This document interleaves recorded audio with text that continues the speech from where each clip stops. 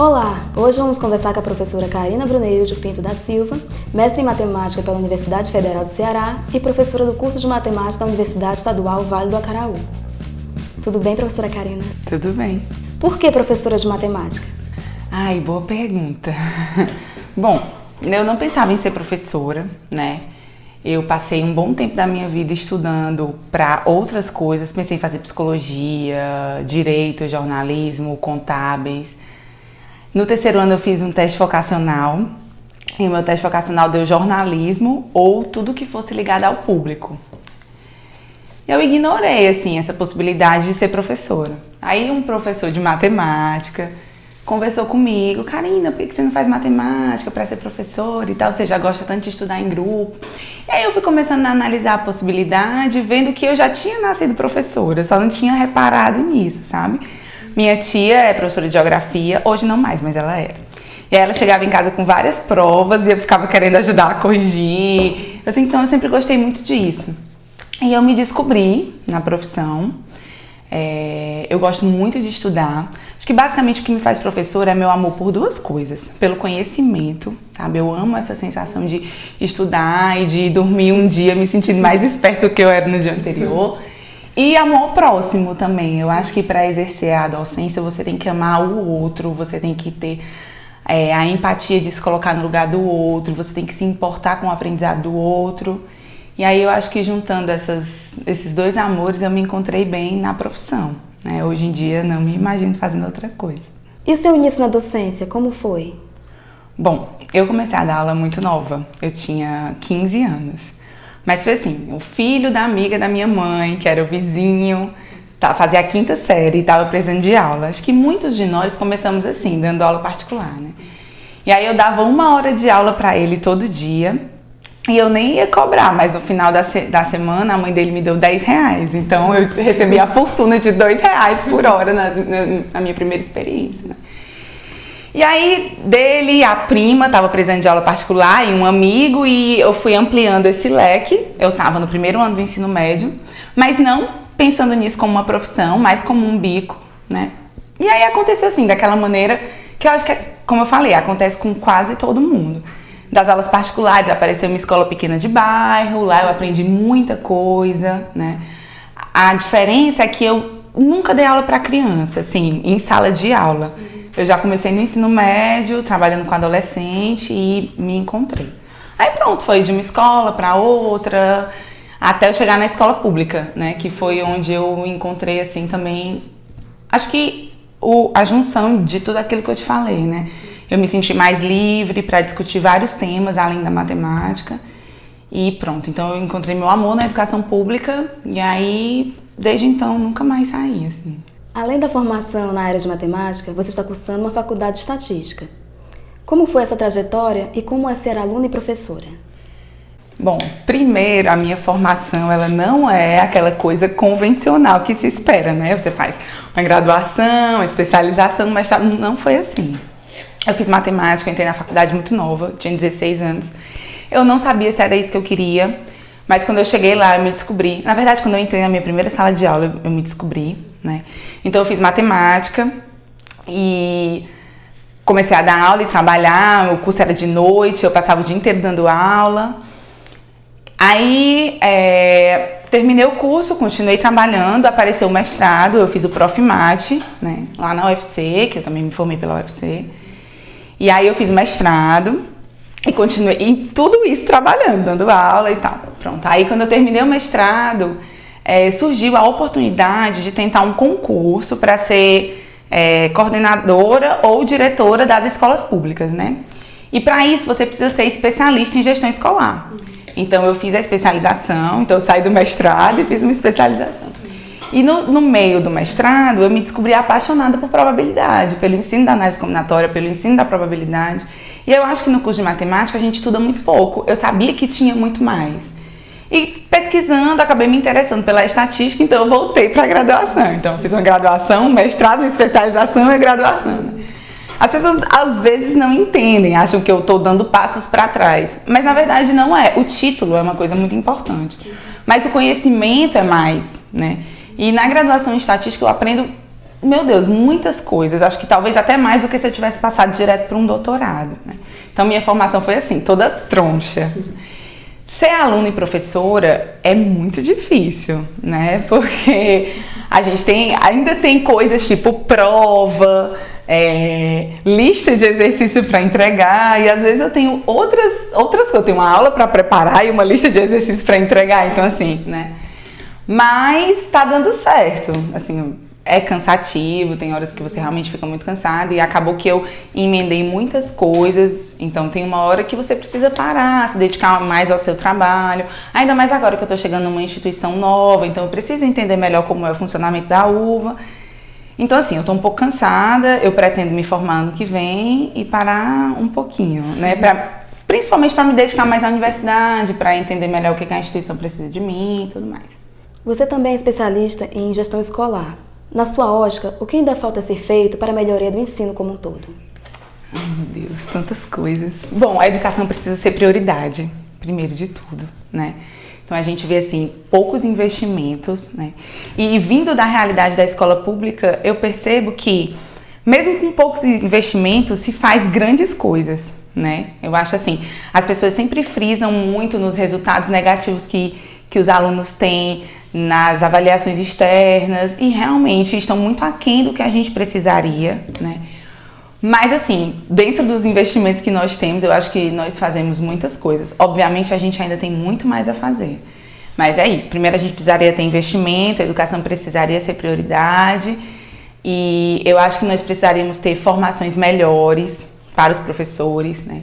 Eu acho que a gente precisa de uma reforma no currículo.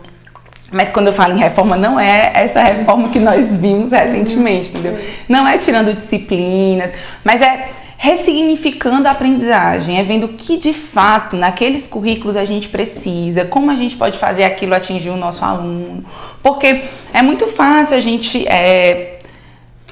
como é que eu posso dizer, perpetuar o discurso de que a culpa é do aluno, o professor está dizendo que a culpa é do aluno, o aluno está dizendo que a culpa é do professor. Eu particularmente acho que a culpa não é de ninguém, eu acho que a gente não está conseguindo se entender, o professor não está conseguindo talvez falar a língua do aluno, o aluno não está conseguindo falar a língua do professor, tem todo um contexto externo por trás, a gente não pode pensar na escola sem pensar no contexto que aquele aluno está, na vida que aquele aluno tem, nas dificuldades que ele tem. Então assim, a gente não pode pensar a escola como uma Nárnia, fora de um contexto social maior, né? Então eu acho que é isso, assim, tem todo um contexto por fora e além disso a educação não é prioridade, não é interesse dos governos, infelizmente, que a população tenha uma educação libertadora, uma educação crítica. Eu acho que o maior problema que a gente tem é esse. E com respeito ao ensino de matemática, como você enxerga a fama dessa disciplina e as dificuldades de aprendizagem? Bom, essa questão da fama da matemática realmente é uma coisa que me incomoda muito. Me incomoda muito as pessoas me olharem assim, como assim você é professor de matemática, essa matéria é tão difícil, já tem pouca mulher, né? Apesar de estar mudando com o tempo. Mas assim, eu enxergo esse problema da matemática como cultural. As pessoas já pintaram a matemática como esse bicho de 7 cabeças, já é colocada assim como se fosse uma disciplina para poucos, para aqueles escolhidos por Deus para entenderem a matemática.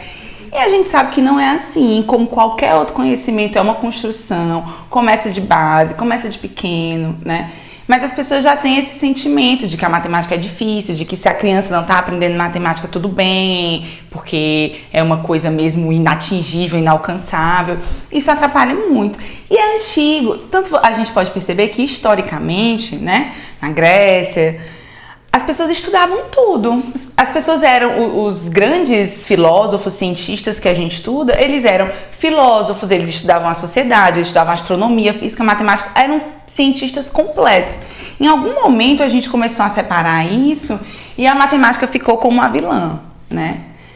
Isso atrapalha muito o aprendizado dos nossos alunos, isso atrapalha muito a maneira como eles enxergam a disciplina. E eu acho que piora ainda mais com um certo pedantismo acadêmico. Eu acho que também é culpa nossa. Nós, como professores de matemática, reproduzimos esse discurso de que a matemática é uma ciência superior, que não precisa de ninguém, que assim, de ninguém, de nenhum outro conhecimento, que é uma matéria, que é uma disciplina autossuficiente, né? Que os alunos têm que ser muito bons mesmo para entender. Ainda tem aquela cultura de assustar o aluno com uma nota de prova. Tudo isso atrapalha, né? Eu acho que a gente precisa de uma postura diferente, que acho inclusive que tem que começar na academia. Eu percebi com alguns colegas de profissão que isso estava acontecendo meio que com um ciclo. Os professores da universidade castigavam, massacravam aquele aluno, e aquele aluno saía de lá pensando, pronto, agora eu vou fazer isso com os meus alunos, e esse ciclo vai se repetindo, né? Então eu acho que esse pedantismo acadêmico do professor, doutor, pós-doutor, superior, atrapalha muito. E a gente vai vendo essa coisa negativa em torno da disciplina se reproduzir, né? Além também do fato do currículo, mais uma vez eu bato nessa tecla, precisar ser revisto, a gente precisa ver melhor que conteúdos a gente vai analisar, como a gente vai fazer com que aquele conteúdo seja significativo para aquele aluno, né? A gente acaba reproduzindo muito também aquele discurso dentro da universidade, isso aqui serve para quê? Não sei. Eu não preciso saber para que serve, eu só preciso estudar, né? E não é assim, mas é culpa também um pouco da nossa formação. Nós somos formados assim, eu como aluna da UFC, que é uma universidade que eu admiro, que tem assim altos conceitos no curso de matemática, formou seus estudantes assim e continua perpetuando isso. Eu particularmente não quero que os meus alunos tenham essa mesma formação que eu tive, sabe? Às vezes eu brinco que eu fui para a universidade para aprender tudo o que eu não devo ser como professora. Obviamente, eu tenho um verdadeiro amor pela universidade em que eu me formei, eu aprendi muitas coisas lá, mas nessa postura do professor a gente ainda tem deixado muito a desejar. Embora eu tenha me formado em 2009 e de lá pra cá já sinto uma melhora significativa, até porque sou aluno da universidade novamente e sinto uma diferença muito grande. Mas eu acho que a gente ainda precisa quebrar muito isso, esse distanciamento entre os doutores e os graduandos, deixar a coisa mais democratizada, assim, mais de igual para igual, sem aquela postura de o pedestal para o matemático e os demais. Desde junho, você é professora do curso de matemática da UVA. Quais são seus planos e expectativas? Primeiro, eu tô super ansiosa. Eu já tô cansada de reuniões para discutir ementa, PPP, disciplinas e não entrar em sala de aula efetivamente, né? Então, como eu já sinalizei aqui em toda a entrevista, eu quero trabalhar muito com essa questão da desmistificação da matemática, né? De fazer com que a matemática seja vista no dia a dia, porque ela está presente em todos os lugares, né? Acho que os nossos alunos é que ainda não conseguem fazer essa ligação e continuam com essa ideia de que não serve para nada. Então, eu quero muito trabalhar com isso e principalmente na minha área de pesquisa, né, que é estatística, probabilidade. Então, trabalhar com essa questão da educação estatística. Já estou convidando todo mundo para o meu grupo de pesquisa. Não, tô brincando, ainda não temos grupo de pesquisa, mas eu quero sim, tanto estudar como a estatística é ensinada nas escolas e também como baixo conhecimento de estatística da população faz com que ela seja enganada muitas vezes. Eu me interesso muito em estudar isso.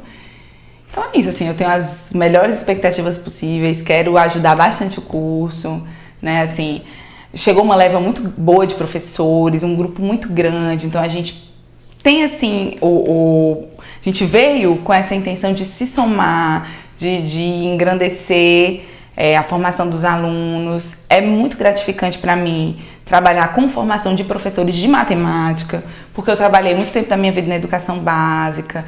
Então, assim, eu quero trazer essas experiências de professora da educação básica na formação dos meus futuros alunos. Então, as minhas expectativas são as melhores possíveis. Eu estou ansiosíssima para começar. Professora, é fato que um curso superior exige muita disposição e engajamento. O que você poderia dizer para os estudantes que hoje encontram dificuldades, principalmente aqueles que cursam matemática? É como você falou, qualquer curso superior é difícil, né? Assim, tem também essa discussão, às vezes, porque o pessoal da exatas estuda mais, o pessoal da humanas estuda menos. No fundo, quando a gente entra aqui, a gente sabe que não é assim, que um curso superior exige mesmo de você muita disposição, muita disciplina, muitas horas de estudo, a gente abre mão de muitas coisas, né? Então eu acho assim, para quem está passando por dificuldades, quem está cansado, tem que parar e pensar, por que que tá aqui? O que é que você está fazendo aqui? Qual é o seu objetivo aqui? Vale a pena todo esse esforço? Vale a pena tudo que você está abrindo mão, né? Eu acho importante os alunos da graduação e também os alunos, as pessoas que estudam, né? não alimentarem dentro de si essa ideia de que vai estudar para ter sucesso, vai estudar para ganhar dinheiro. O que é sucesso? Quanto de dinheiro você quer ter? Eu acho que a gente não está aqui para isso. Obviamente a gente precisa, né, se manter, viver, pagar suas contas, realizar seus sonhos e acaba envolvendo dinheiro. Mas eu acho que a gente precisa pensar assim, qual é o nosso objetivo aqui para além disso, para além do dinheiro, para além do financeiro. Porque no fim das contas é isso que fica. É a gratificação profissional, sabe? Porque ricos nós não vamos ficar, infelizmente, nós não vamos ficar ricos. A gente está aqui batalhando para se manter, para ter uma vida tranquila, para poder, sei lá, viajar, cuidar dos filhos, enfim, realizar seus sonhos. Mas rico, aquela coisa, vou ficar milionário, não vamos, né? Porque somos todos trabalhadores, assalariados, então não vamos. Então, no fim das contas, o que a gente precisa é se acordar, pelo menos para mim, isso faz muito sentido, é me acordar e ir para o meu trabalho, né, feliz de que eu estou fazendo algo que me completa, de que eu estou fazendo algo que para mim faz sentido, que para mim muda a sociedade. Eu me sinto sempre em dívida com a sociedade, porque eu tive toda uma formação custeada pelo Estado. E eu acho que isso precisa, de alguma maneira, voltar para o Estado, né? Então, isso faz com que eu, como já falei, tenha uma certa paixão pela educação pública, porque eu me sinto devolvendo tudo aquilo que foi investido em mim, né? Então, eu acho isso. Você tem que ter um objetivo de vida para além do financeiro, porque às vezes você quer comprar uma coisa e não dá certo, e você se frustra e aquilo lhe vira um motivo para uma grande tristeza. Mas se você tem um foco, não, eu estou aqui porque eu acredito, mesmo que seja utópico, eu acredito que a educação é o futuro do país, porque eu realmente acredito. Pronto, aquilo ali passa a ser seu norte. E mesmo que uma coisa não dê certo aqui, um dia você acorde mais cansada, tenha tido um certo, sei lá, uma decepção com alguém ou com alguma coisa, no fundo você busca aquele seu objetivo maior. Então eu acho que é isso. Se você tiver na sua cabeça exatamente o que você quer, o que te realiza profissionalmente, todas as outras coisas vão vir e serão consequências e farão com que as dificuldades pareçam pequenas. Problema todo mundo tem, eu também tenho, mas eu devo admitir que quando eu entro na minha sala de aula, parece que os problemas, assim, eles somem, sabe? Eu sou outra pessoa. E aí quando eu saio, tudo bem, a minha vida tá lá, os meus problemas estão lá, eu vou ter que resolver. Mas naquela hora, na hora que eu tô ali exercendo meu trabalho, as coisas parecem tão pequenas. E é isso que me faz ter certeza que eu tô no lugar certo. Mesmo que falte um dinheiro aqui, você queira fazer uma coisa e não dá certo. Mas é como eu tô falando, o objetivo final é sempre o que a gente tem que ter em mente. As outras dificuldades em algum momento vão parecer pequenas. Professora Karina, muito obrigada por partilhar um pouco da sua história. Desejamos boas-vindas ao curso e que a sua alegria contagie a todos. Ai, obrigada! E nós vamos ficando por aqui. Não deixem de se inscrever em nosso canal para conhecer outras histórias de sucesso dos professores do Norte. Tchau!